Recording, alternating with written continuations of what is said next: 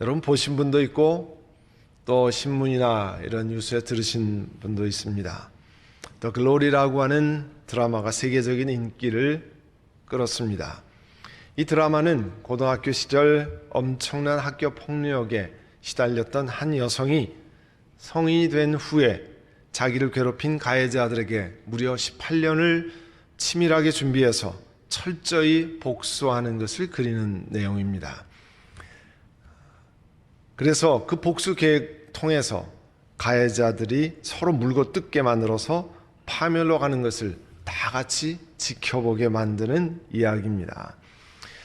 이 드라마는 피해자 문동은이라고 하는 여인의 냉혈한적인 그 복수의 정당성을 부여하는 것처럼 보입니다. 사회적인 약자는 늘 피해자이지만 그러나 사회적 약자이기 때문에 어떻게 할 수 없다고 하는 그런 현실에 대한 분노를 그 분노에 사람들을 이 드라마가 열광하게 만들었습니다. 이 드라마가 세계적으로 넷플릭스를 통해서 인기몰이를 한 것에 대해서 어느 심리학자는 이렇게 얘기했어요. 이 가난한 환경 또 학교 폭력에 고통받는 이 드라마 속 인물을 보면서 시청자도 자기가 과거에 겪었던 비슷한 경험을 떠올리고 또 감정이입을 통해서 대리 만족을 느낀다는 겁니다. 이 가해자가 조금도 자기는 잘못한 게 없다고 우겨대는 그런 것이 시청자들을 더 분노하게 만들고 이 문동은이라고 하는 여인의 복수에 마음으로 갈채를 보내고 있다고도 했습니다. 학교 폭력을 막아야 하는 선생님 또 심지어 경찰까지도 가해자 편을 들고 또 가해자를 합당하게 처벌하는 방법이 없는 것으로 상황이 전개되어 있습니다. 결국 개인적으로 복수할 수밖에 없다 이렇게 설정이 되고 치밀하게 또 잔혹하게 그 복수에서 시청자들이 그걸 보면서 몰입하게 만들었다고 합니다. 사람들은 사회적 여건으로 인해서 내가 복수할 수 없다고 생각되었을 때 이 복수극을 시청하면서 대리만족할 수 있다고 합니다. 한 사람이 무너져 내리는 그 모습을 보면서 희열과 만족감을 느끼는, 그래서 복수하는 그런 사람이 많다고 하는 거예요. 이 상대방을 그렇지만 파멸시키는 이 복수하는 공격적인 것은 드라마에서는 괜찮다고 그려지지만 사실은 자기 파괴적인 복수가 됩니다. 사실 바람직하게는 가해자가 복수를 계획하는 사람에게 정말 진심 어린 사과로 용서를 끌어내야 되는 거죠. 근데 독일 대학의 심리학과 교수팀이 연구한 것은 부당한 대우를 받는 사람들에 관한 그런 연구를 통해서 중요한 결과를 발표했습니다. 복수한 사람들, 또 가해자로부터 사과를 받은 사람들보다 처음부터 복수하지 않겠다라고 대답하고 결정한 사람들이 사실은 가장 만족스럽다는 거예요. 우리가 얼핏 보기엔 이해가 되지 않는데 그게 이제 연구 결과, 물론 다 적용되는 건 아니겠지만요. 왜냐하면 자기 속에서 이 되새김질한 이 분노와 적개심은 복수의 원동력은 됐지만 결국은 자신을 불행하게 만드는 에너지가 된다는 거죠. 최근 사람들 사이에 우리 한국 드라마가 굉장히 많은 인기를 끌었다고 나옵니다. 넷플릭스를 통해서. 그래서 이 복수하는 드라마, 조금 전에 말씀드렸던 더 글로리라고 하는 것, 혹은 재벌집 막내 아들, 혹은 최민식이 주연으로 나오는 카지노라는 드라마, 혹은 황정민이 주연하는 수리남, 군 탈영병을 잡는다는 DP, 그 내용을 보면요 잔인하기 이를 데 없습니다. 인간이 얼마나 악한 존재인지 그 죄악상을 이제는 비주얼하게, 눈으로 적나라하게 보여줍니다. 문제는 사람들의 만족을 위해서 그 잔인한 내용이 점점 도수를 더해간다는 거예요. 그러지 않으면 시청자들이 만족하지 않으니까. 하나님은 바로 이런 우리 사람들의 죄악상을 해결하시기를 원했습니다. 그래서 누가복음 9장 51절에 보면요, 예수님께서 하늘에 올라가실 날이 다 되었다고 그랬어요. 그래서 예수님께서 예루살렘에 가시기로 마음을 굳히시고, 여러분, 예수님에게 예루살렘으로 가는 길은 고난, 죽음이 예정된 길입니다. 그런데 그 길을 마다하지 않고 가기로 작정하셨다라고 말씀합니다. 그리고 오늘 우리가 읽은 마태복음 21장 1절부터 보면 예수님이 그 제자들과 함께 예루살렘에 이르러서 올리브산에 있는 벳바게 마을에 들어섰다고 그랬어요. 그래서 제자를 두 사람을 보내셨다고 그랬습니다. 요한복음 12장 1절 이하에 의하면 예수님은 6월절 엿새 전에 이 예루살렘 근처에 있는 이 베다니 그곳에 도착하셨습니다. 그곳에서 요한복음에 보면 마리아가 예수님의 발에 그 비싼 향유를 붓습니다. 예수님이 나중에 본인의 장례를 위해서 부었다라고 말씀하셨어요.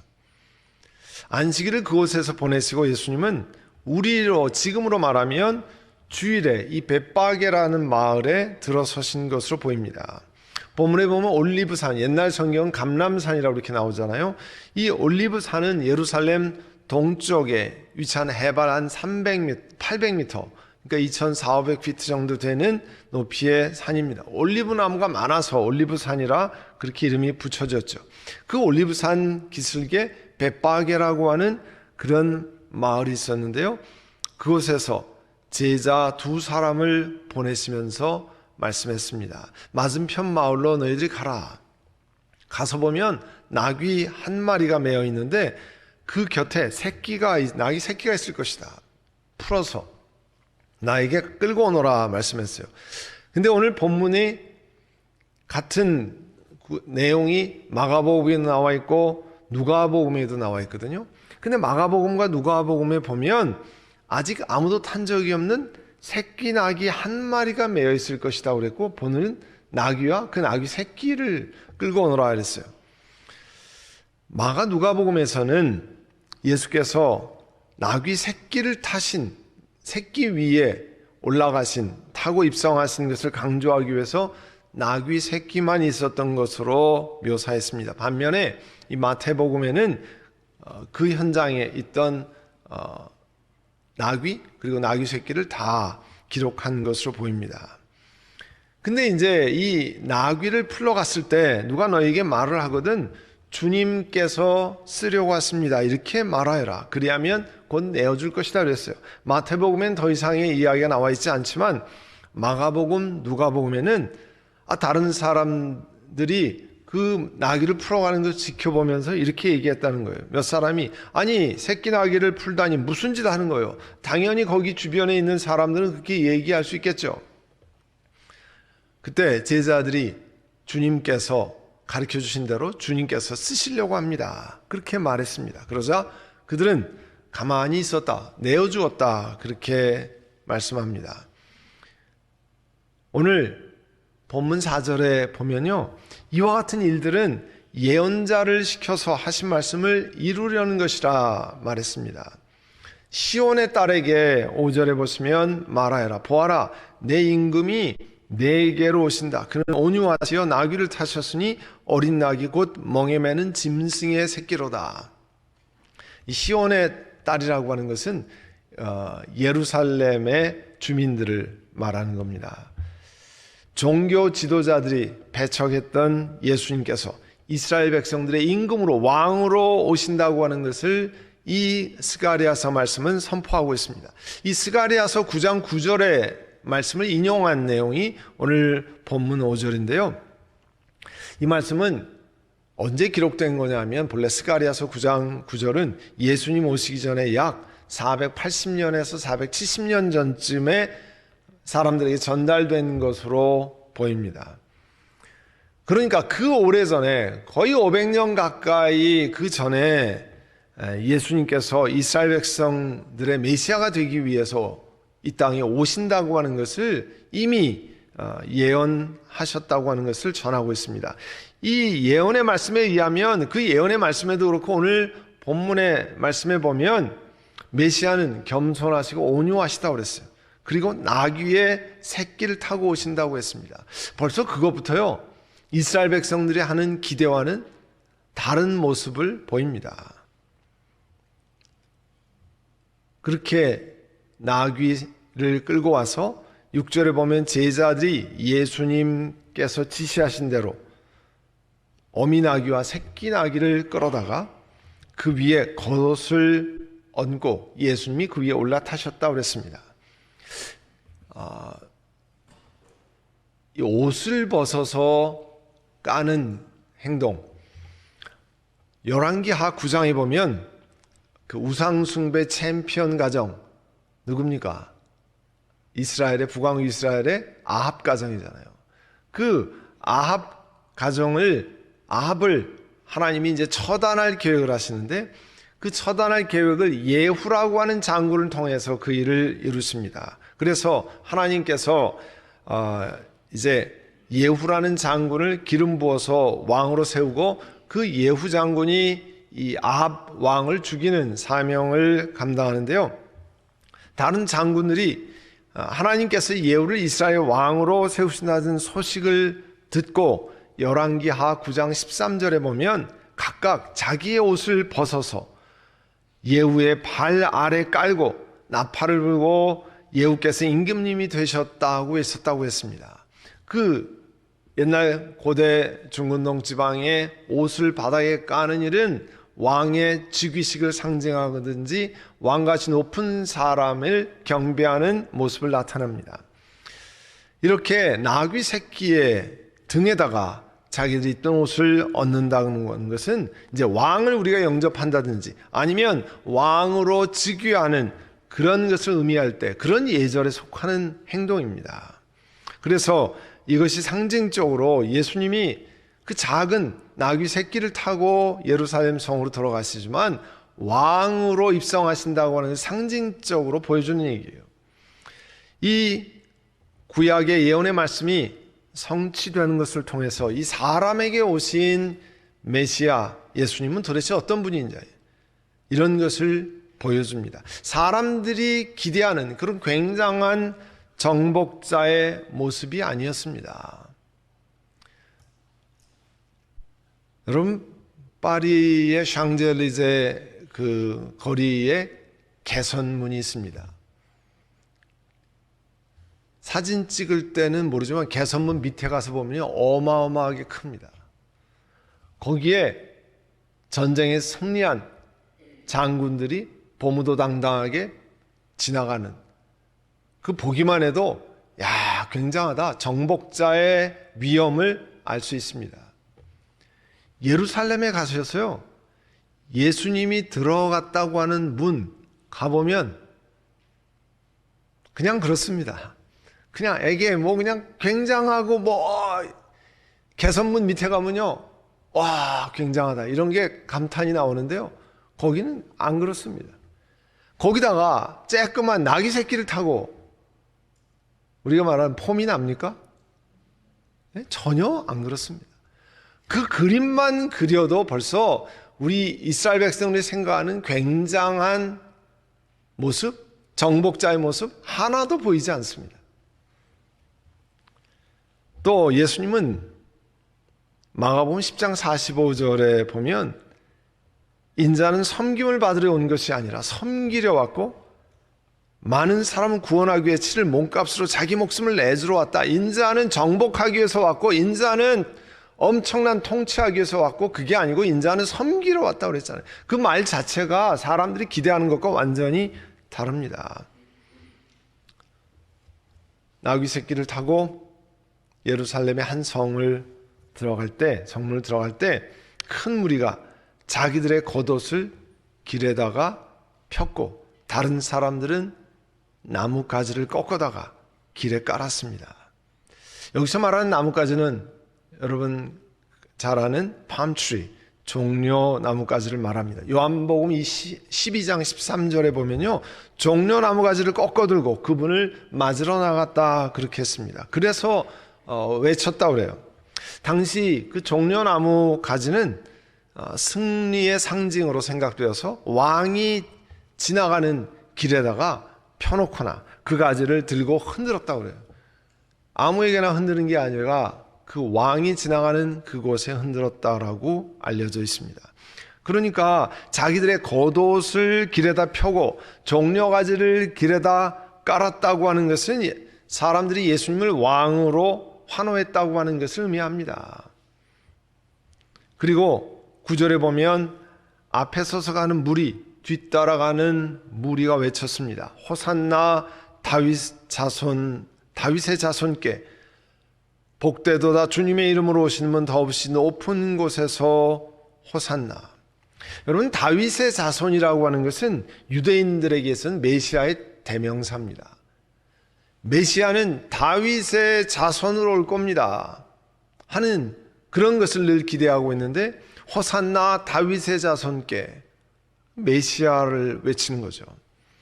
호산나는 우리가 구하노니, 우리가 지금 간구하노니 지금 우리를 건져 주십시오. Save us, 구원해 달라고 하는 뜻입니다. 나중에는 호산나는 일반적으로 환호하는 구호로도 사용됐다라고 알려집니다. 이 절에 나오는 군중들의 외침은 시편 118편 26절에 이하에 나오는 그 말씀을 가지고 오늘 이 말씀을 나왔습니다. 이 시편 118편은요, 메시아에 관한 예언에 관한 시편이기도 합니다. 그리고 이 군중들의 외침은 정말 메시아, 이 땅에 오실 그 메시아에 대한 소망, 기대로 가득 차 있던 것으로 보입니다. 예루살렘에 와 있던 수많은 사람들, 그들은 예수님의 기적을 경험했던 사람들을 통해서 얘기를 들었을 겁니다. 그 얼마나 빨리 전파되겠어요. 예수님이 종교 지도자들의 말을 무력하게 만드셨다는 것도 분명히 들었을 겁니다. 그리고 종려가지를 깔고 겉옷을 길바닥에 펴면서 자신들이 메시아를 향해서 최대 소원, 자기들이 가지고 있는 그 간절한 소원을 이루어 주실 것으로 믿었을 겁니다. 10절에 보면 온 도시가 들떴다고 그랬어요.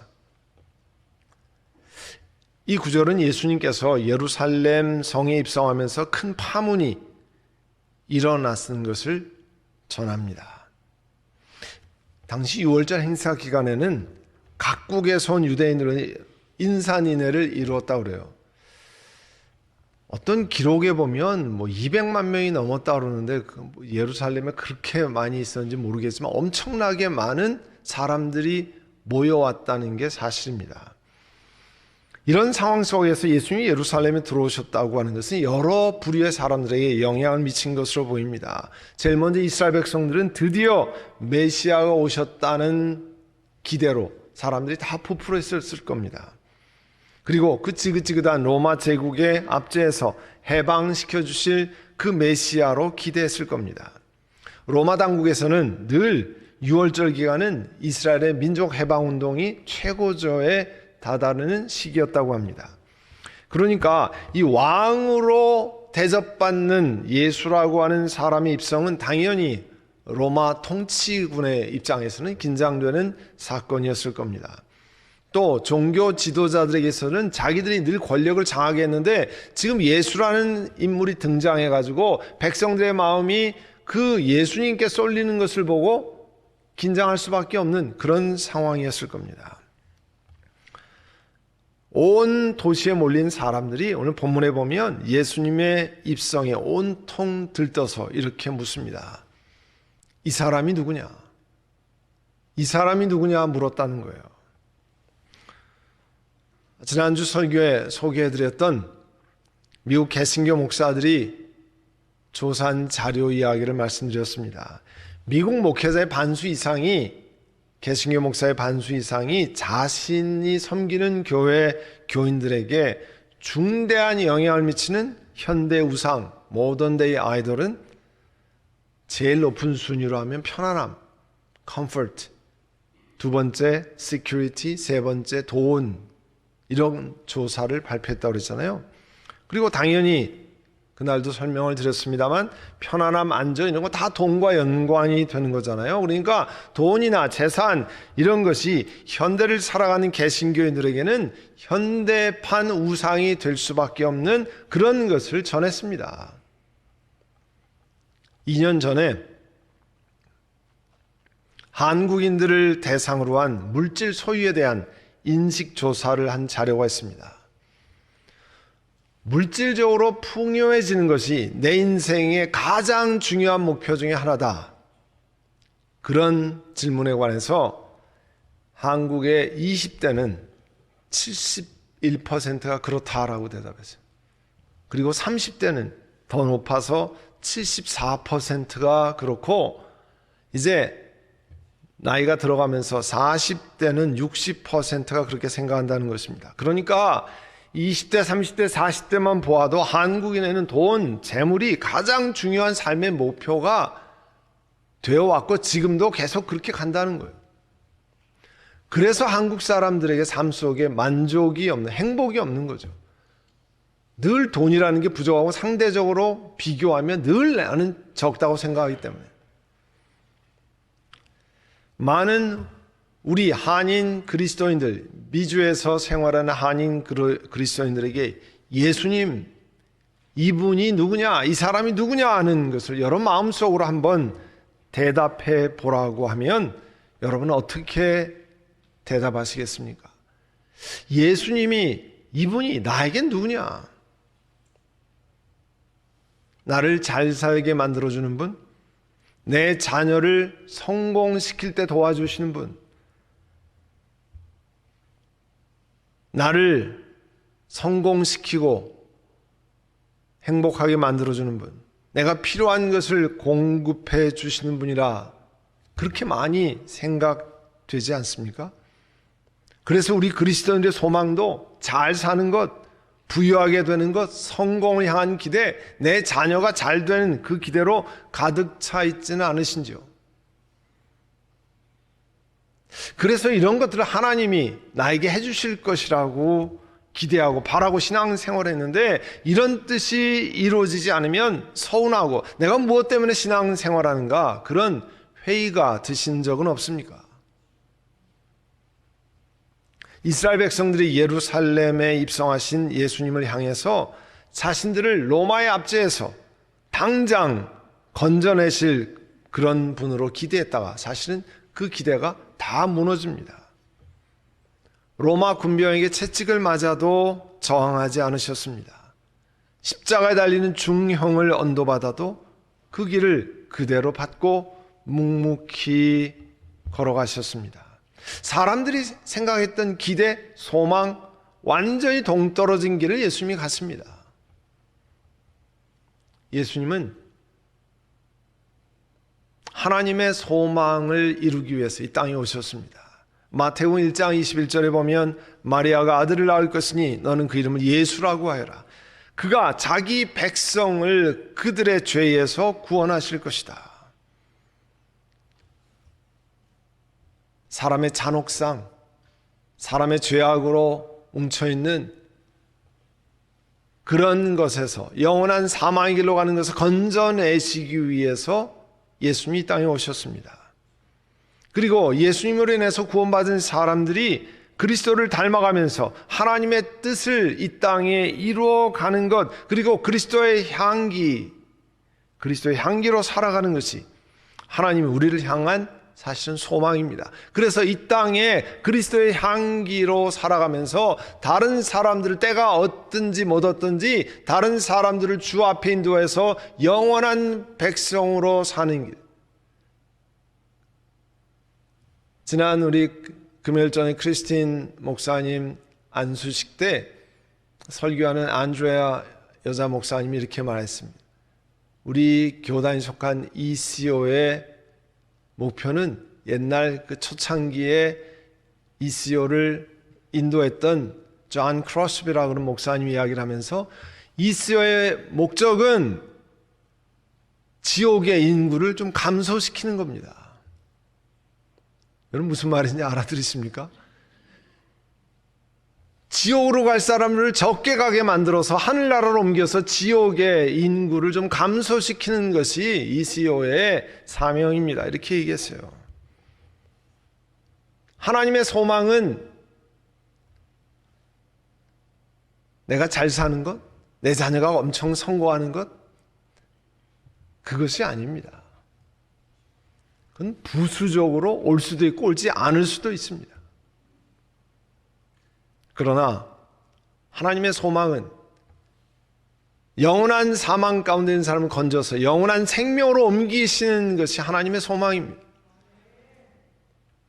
편안하게 살고 넉넉하게 사는 것만을 추구하다가 이런 것들이 어느 순간에 하나님보다 더 중요한 것으로 올라서게 되면 우상 숭배의 길로 나가는 겁니다. 현대판 우상 숭배의 길로 나가는 거죠. 성경에서 가르치는 하나님을 믿는 신앙생활은 우리들의 소망을 하나님의 도움을 받아서 이루는 것이 아닙니다.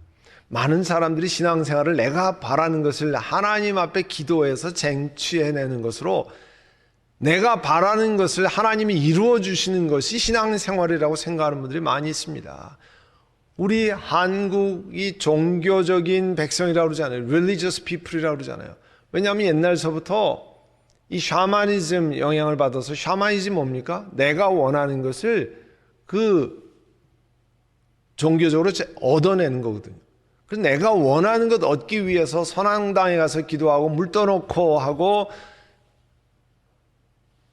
푸닥거리를 하고 무당 찾아가고, 그게 다 뭡니까? 내가 원하는 것을 그 악신의 힘이든지 아니면 힘이 있는 그 신을 통해서 내가 얻어낸다고 하는 거예요. 그게 우리 한국 사람이 팽배했는데 예수 믿고 난 다음에 그런 생각을 그냥 교회 다니는 것으로 포장해서 하는 경우가 많다는 거예요. 하나님 말씀은 우리에게 하나님이 우리를 향한 소망, 먼저는 예수 그리스도 안에서 예수님이 우리를 위해서 죽으시고 부활하셔서 우리 죄를 용서하신 그 하나님이신 것을 믿고 받아들여서 구원받고 그 다음에 이 땅에 사는 동안에 하나님 나라에 갈 때까지 때를 얻든지 못 얻든지 다른 사람들을 주 앞에 인도해서 결국 하나님 앞에 수많은 백성들을 인도하는 사명을 내 일터를 통해서, 가정을 통해서, 비즈니스를 통해서 이루어 가시는 것이 하나님이 우리를 향한 간절한 소망입니다. 그 가운데서 우리가 잘 될 수도 있고 내가 생각한 만큼 그런 길이 아닐 수도 있습니다.